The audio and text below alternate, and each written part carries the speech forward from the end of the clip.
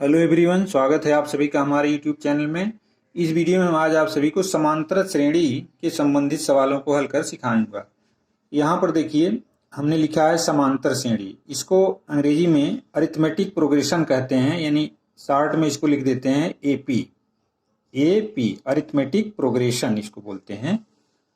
तो कोई श्रेणी अगर बनती है तो जिसका प्रत्येक पद अपने पहले वाले पद में एक निश्चित संख्या जोड़ने से बनता है या निश्चित संख्या घटाने से बनता है, वह श्रेणी समांतर श्रेणी कहलाती है।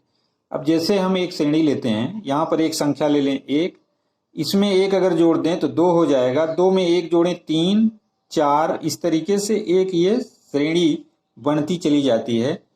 तो यह एक समांतर श्रेणी कहलाती है, क्योंकि हमने बताया कि प्रत्येक अगला पद अपने पहले वाले पद में एक निश्चित संख्या जोड़ने पर बनता है। यहाँ एक में एक जोड़ेंगे दो, दो में एक जोड़ेंगे तीन, तीन में एक जोड़ेंगे चार। तो यह एक तरीके की समांतर श्रेणी है। अब हमने बताया कि निश्चित संख्या घटाने से भी अगर कोई श्रेणी बनती है तो उसको हम समांतर श्रेणी उसको भी कहते हैं। यहाँ पर ये श्रेणी देखिए, यहाँ पर हमारा 100 है, 70 है, 40 है और 10 है। इस तरीके से भी एक श्रेणी बनेगी। यहाँ पर देखिए, प्रत्येक पद एक निश्चित संख्या घटाने से बन रहा है। यहाँ 70 में से 30 घटाएंगे तो ये 100 में से 30 घटाएंगे 70 हो जाएगा, 70 में से 30 घटाएंगे 40, 40 में से 30 घटाएंगे 10, 10 में से 30 घटाएंगे -20। इस तरीके से एक श्रेणी बनेगी। तो ऐसी श्रेणी को हम समांतर श्रेणी कहते हैं। अब इसमें जो ये हमारा पहला पद है एक को हम प्रथम पद कहते हैं, T1 से रिप्रेजेंट करते हैं, फर्स्ट टर्म, ये हमारा एक है।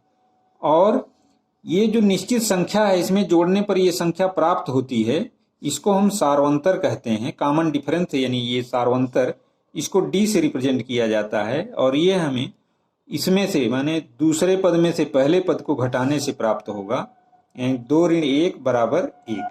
यहाँ देख रहे हैं 3 ऋण 2 बराबर 1, 4 ऋण 3 बराबर 1। तो ये हमारा कॉमन डिफरेंस कहलाता है, यानी सार्वंतर।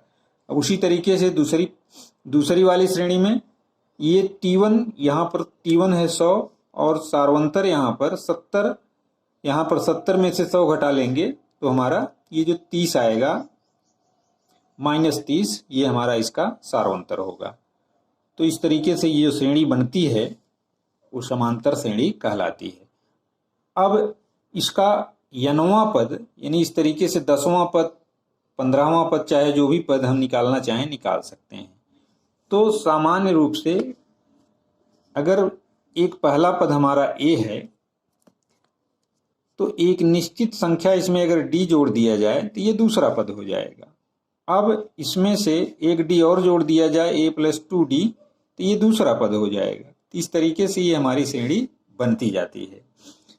अब यहाँ पर देख रहे हैं T1 हमारा T1a है और T2 a + d है और T3 यहाँ 2 है तो a + d, इससे एक कम है। T3 है तो a + 2d यहाँ होगा, माने इससे एक कम।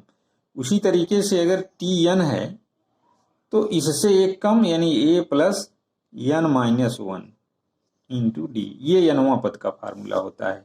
इस तरीके से यहाँ पर a + n-1d। अब इसमें अगर पूछा जाए कि 50वां पद क्या होगा, ये पहले श्रेणी में अगर पूछा जाए कि T50 माने 50वां पद क्या होगा, तो यहाँ पर 50वां पद होगा, पहला पद लिखेंगे 1 प्लस, अब 50वां पद इससे एक कम यानी 49 और गुणे d, यहाँ पर 1 है, 1 1 2 यानी 1 है। तो 50वां पद अगर पूछा जाए तो ये 50 हो जाएगा।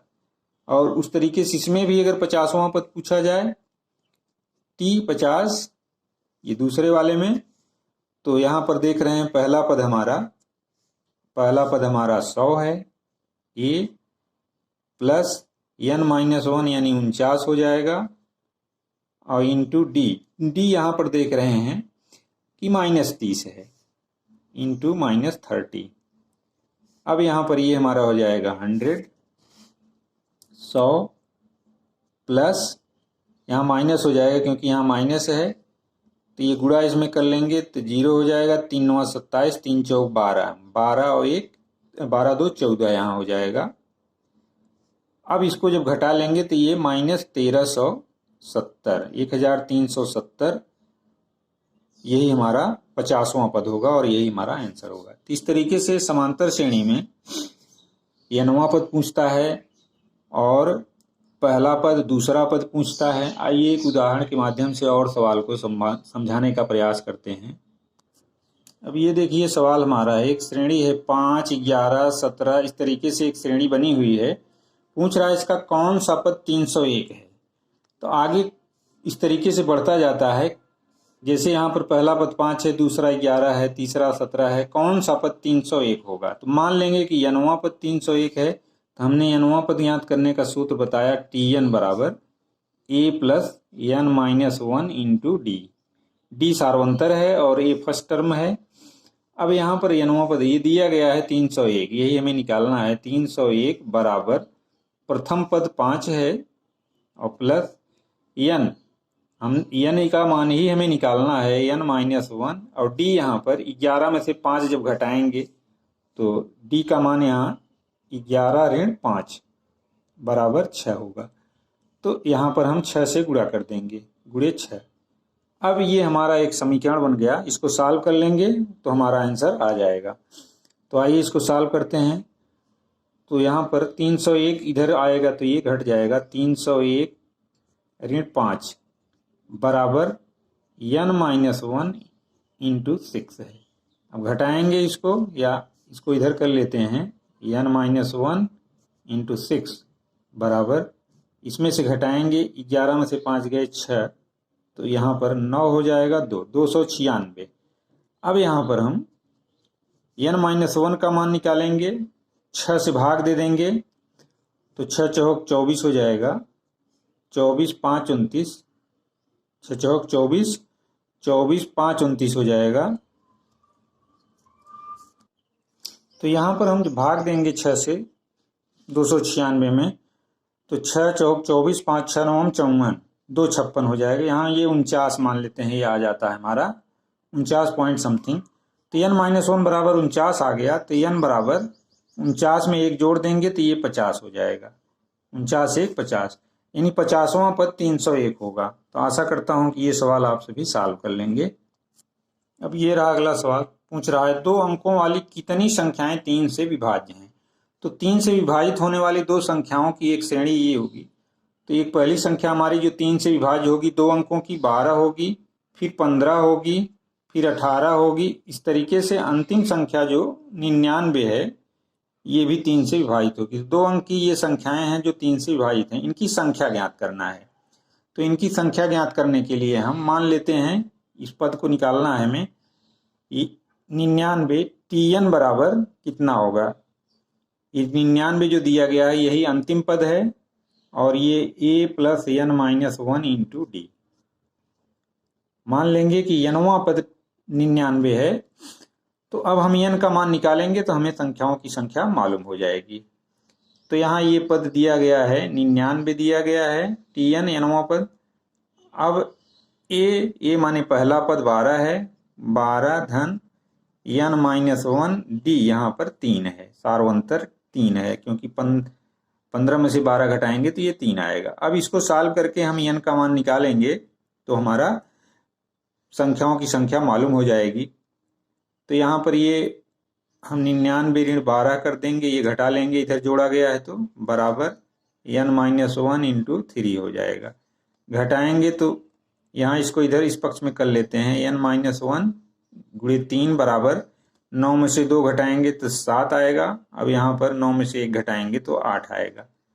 n माइनस 1 बराबर 3 से भाग दे देंगे तो 3 दूनी 6, 3 9 27 हो जाएगा, 29 आया।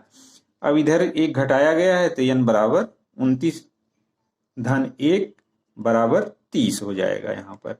इस तरीके से 2 अंकों वाली 30 संख्याएं हैं जो कि 3 से विभाज्य होंगी। तो ये भी सवाल आप सभी सॉल्व कर सकते हैं। तो इस तरीके से हमने आज आप सभी को समांतर श्रेणी से संबंधित कुछ महत्वपूर्ण सूत्र, यानी पहला पद क्या होता है, सार्वंतर क्या होता है और n वां पद कैसे निकाला जाता है, इससे संबंधित कुछ सूत्र और प्रमुख सवालों को हल कर सिखाने का प्रयास किया। आशा करता हूं कि ये सभी सवाल आप सभी की समझ में आ गया होगा। तो अगर वीडियो अच्छा लगे तो लाइक और शेयर करें, चैनल पर नए हों तो प्लीज़ चैनल को सब्सक्राइब करें। मिलते हैं अगली वीडियो में कुछ इसी तरह के सवालों के साथ, तब तक के लिए धन्यवाद।